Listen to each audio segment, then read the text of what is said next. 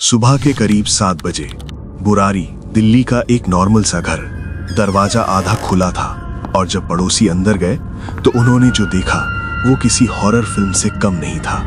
11 लोग एक ही रूम में, एक ही लाइन में लटके हुए, आंखों पर पट्टी, हाथ बंधे हुए और नीचे जमीन पर बिल्कुल सीधे बर्तन रखे हुए थे, जैसे कोई रिचुअल चल रहा हो। ये सुसाइड नहीं लग रहा था, ये कुछ और था।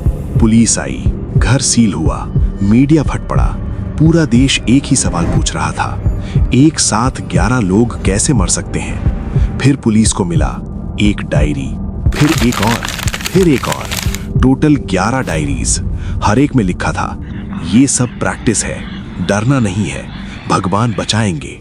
डायरी में एग्जैक्ट इंस्ट्रक्शंस थे, कैसे खड़े होना है, कैसे हाथ बांधने हैं, कैसे आंखों पर पट्टी बांधनी है।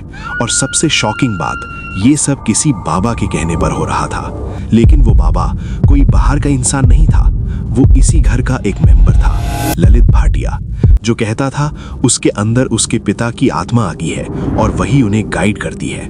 सालों तक ये रिचुअल्स चलते रहे, छोटे छोटे एक्सपेरिमेंट्स, और धीरे धीरे पूरा परिवार एक ही बिलीफ में डूब गया, ब्लाइंड फेथ। लेकिन उस रात एक्सपेरिमेंट थोड़ा ज्यादा हो गया। डायरी के हिसाब से ये एक मॉक ड्रिल थी, जिसमें सबको लगता था लास्ट मोमेंट पर कोई उन्हें बचा लेगा, जैसे हर बार होता था। पर इस बार कोई नहीं आया। एक एक करके सांस रुकती गई और पूरा परिवार खामोशी में खत्म हो गया। सबसे छोटी लड़की सिर्फ 15 साल की थी और सबसे बड़ी 80 साल की। एक ही घर में 3 जनरेशंस एक ही रात में खत्म। पुलिस ने कंक्लूड किया ये मास सुसाइड था, लेकिन सवाल अभी भी जिंदा है, क्या 11 लोग इतनी इजीली मैनिपुलेट हो सकते हैं, या ये सच में कोई रिचुअल गलत हो गया?